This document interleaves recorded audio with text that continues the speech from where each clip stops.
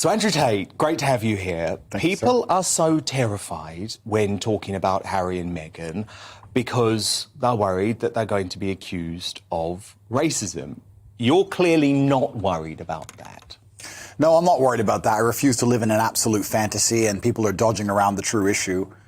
I'm a person of color myself, but I don't think that's why I'm inspired to speak the truth. The fact that racism is being used as a justification for the fact that she isn't liked by the majority of people is a cop-out. It's not the case. She does not garner any kind of racism in day-to-day life. She's less dark-skinned than me, and I certainly haven't suffered from any racism. So I don't think race has anything to do with it. I think she's just a dislikable person and is trying to find another excuse for that, for people to treat her that way. And this fits into one of your bigger narratives, doesn't it? Which is that you're very worried that men today seem to be embracing the idea of being victims. And you say that one of the reasons that you are a resilient human being is because you have lived through trauma, but that trauma actually propelled you to success rather than bringing you down to victimhood. Yeah, the baseline of masculinity is that bad things are going to happen to you, and you're going to absorb them, and you're going to use them and to grow into a more competent individual. If you look at what society expects of men and what even females expect of men, they expect a man of competence. And for you to be competent, you have to have lived through some things. To be good at being a man, you have to have had a hard life. If you look at any superhero, his life was hard. This is the reality of it. And I think that the demasculinization of men is a genuine plague we are suffering with in the West. And Harry, in many ways, he's ended up a beacon for that, you know. So you think he has been emasculated by Meghan? To a degree, certainly. He certainly lost a lot of the respect of the people and the people who were fans of the royal family. They've certainly lost a lot of their respect, and Meghan has something to do with that. It's certainly the way she talks about the royal family as a whole, the way she talks to him and about him.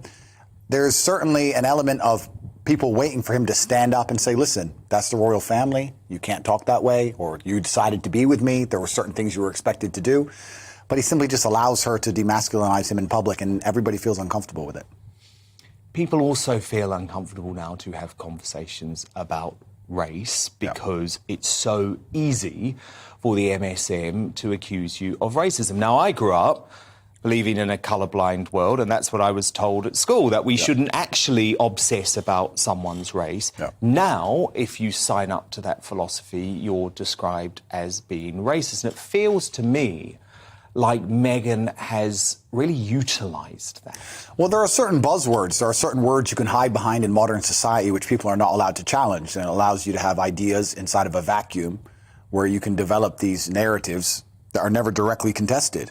And racism's one of them. You're completely right. People can just cry racist and you're not allowed to challenge the idea. And I stand up and say, I do not think that the problems with the public perception of Meghan have anything to do with her skin color whatsoever, especially the fact that she isn't even particularly dark. I find it very strange. A lot of the people who are standing up for her, I've seen many liberals, black liberals from all around the world who are standing up for her saying the race card, the race card. Why would you allow somebody to use the race card when they're not genuinely suffering from it? Doesn't that disrespect all the people who actually suffer from genuine racism? Well, I think it does. Andrew Tate joins Dan Wootton tonight to discuss some of the most controversial topics of our time. Andrew Tate has always thrived in controversy, but what's fascinating here is the way he frames public perception as a form of social control. He positions himself as a case study in media-driven cancel culture, which taps into a wider debate. How much of what we believe about public figures is shaped by media narratives versus personal investigation? This segment is worth reflecting on because it highlights the power of framing in modern discourse, how labels like dangerous or problematic can shape public opinion before facts are even considered. Tate leaves viewers with a mix of caution and provocation.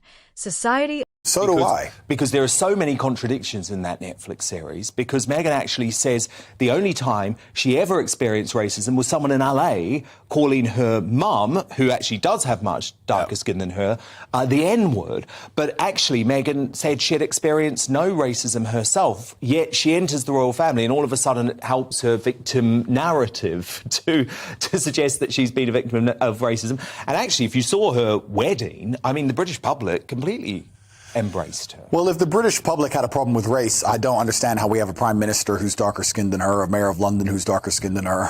It doesn't even make sense on any level. I would state that England is one of the least racist nations on the planet. And this is one of the things that's kind of detrimental. The people who are obsessed with race and obsessed with racism, constantly calling it out, they in many ways speak it into existence, because most of us, like you said, like yourself, like myself, we don't see color. We treat people with respect. And if somebody's a likable person, they're a likable person. And if they're a dislikable person, they're a dislikable person. And their color has very little to do with it. It's just kind of ironic that nobody else wants to stand up and point out the glaringly obvious, that nobody looks at her and thinks, wow, look how dark skinned you are. So it's kind of incredible that this is the angle she's going down, and nobody else seems to want to mention it, and I don't understand why. Well, do you wonder if that is part of the phenomenon of Andrew Tate? Because remarkably now, actually, sometimes pointing out the bleedingly obvious, as you put it, is not possible in the MSM, is not possible on social media, where we have seen draconian restrictions on free speech over the past couple of years. Yeah, people are scared to say that water is wet. And then I come along and say water is wet, and everybody secretly agrees, and that's why I have such a massive fan base. But I'm pointing out the obvious, and you're right. It's kind of scary that they've manipulated society to a point where we're going to pretend we don't see things and ignore our own eyes because we're afraid to talk. It's kind of scary. I mean, this is an issue about race and the royal family, etc., but you can apply it to many different things where people saw things with their own eyes and were afraid to comment on it. And that's where you truly enter the realms of slavery, when you ignore your own senses because you're scared to speak up and say the truth. And I feel I'm in a semi-privileged position. They've attempted to cancel me. They have failed. I'm financially secure. And how did you do that? Because obviously for influencers these days, and obviously that means that you're one of these people who is very popular on social media, obviously you are reliant on these big tech platforms a lot of the time for your income. So how did you manage to subvert that when you were cancelled? Yeah, I was very financially secure before I decided to go loud mainstream on these platforms, so I knew my finances were always secure. And when they tried to cancel me, unfortunately for them, I'd reached a critical mass where people understood what I was saying was the truth and what I was saying was genuinely good for society. And after the last 3 years living through the imaginary pandemic, I don't know if I'm allowed to say that, but I'm going to, the imaginary pandemic and all the other garbage, people are genuinely... Tell me what you mean by that. Often labels dissenting voices as dangerous, yet the same voices may be challenging deeply ingrained norms. What's intriguing is the psychological layer here. Why do certain ideas trigger collective fear, and how do we distinguish between actual harm and discomforting truth? If media narratives can shape what we think is good or bad... I mean by the fact that I'm not saying that COVID does not exist as a disease. I'm saying that when you control the semantics of situations and control the language, then you get to control how people react to them. If you say pandemic on repeat on the news, then people start saying pandemic. But as a whole, and I ask you this as a genuine question, did you see a pandemic? Not did you see people in masks, because people wore masks, fine. You saw the news, yeah, everyone saw the news. But did you see with your own eyes a pandemic? Did you see people collapsing in the street? Did you see hospitals overrun? Did you see ambulances running back and forth? No, you did not. You did not see a pandemic. Pandemic of disinformation coming from the mainstream media, and I think people are waking up to it, but I also actually feel very sorry for folk who still feel frightened, because you've still got the New York Times, you've still got the Independent newspaper, you've still got the Gun, you've still got CNN pushing a narrative of fear. But this shows how important it is for them to teach us to ignore our own eyes. Because you don't see a pandemic, but you still walk around and talk about a pandemic. Once they can convince you to ignore your own senses, then the slavery is complete. They no longer need to actually change reality. They can just tell you the sky is green and you will sit and you will comply. And that's what they're scared of. They're scared of people like me inspiring people to actually stand up and say, no, I don't see that and I disagree with it. And my cancellation came at a point where people have lost a lot of faith in traditional media mechanisms. They've lost faith in traditional social media platforms. They might have helped you in a way. Well, absolutely, because people have sat and realized they've been lied to, and they're consistently being lied to. And if you want new information and the truth, or even if you just want a different point of view to come to your own conclusions based on polarizing viewpoints, you're going to have to go to different places. And that's why their attempt to cancel me has failed, and people will seek me out wherever I go on the internet because they know I speak the truth. People who have just heard of you through the mainstream media, though, would say you are racist, you are sexist, you are misogynist. Yeah, of course they would, yeah. And that's the thing that's so crazy. It's kind of crazy, yeah, they call me racist. I'm mixed race to begin with. And yeah, it's weaponized virtue. If you have any kind of opinion on anything, you're going to have a degree of the population who's upset with your opinion. opinion. It doesn't matter if your opinion is the earth is round. There's people who out there who believe the earth is flat, and they're going to be genuinely upset with you. So once the mainstream media decides that you are a dangerous person because you inspire people to think, they're going to come along and they're going to weaponize virtue. They're going to choose a buzzword, racism, homophobic, misogyny, some buzzword that you can't argue against. They're going to take it, they're going to slap it on you, they're going to whip it up in the media machine and try and convince the world that you're somehow a dangerous person and you're a bad person and your ideas should be ignored. And they failed with me absolutely and utterly, and people are starting to realize that they simply lie. And now you're back on Twitter.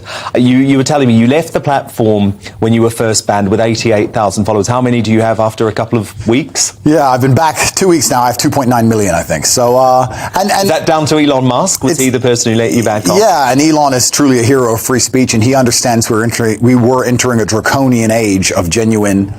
It was genuinely scary where we were heading, and now I start to feel like there's some hope. We're putting a crack in the matrix and a crack in the dam, and I think a lot of people are fed up with having ideas forced down their throat.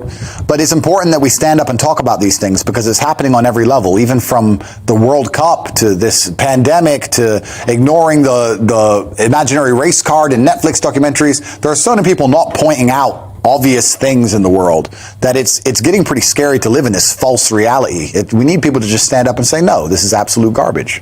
Then the real question for viewers becomes, how much of your worldview is truly your own? Think about it and share your thoughts below. Do you see cancel culture as protection, censorship, or something in between? Don't forget to subscribe because the conversation about media, masculinity, and influence is only getting deeper.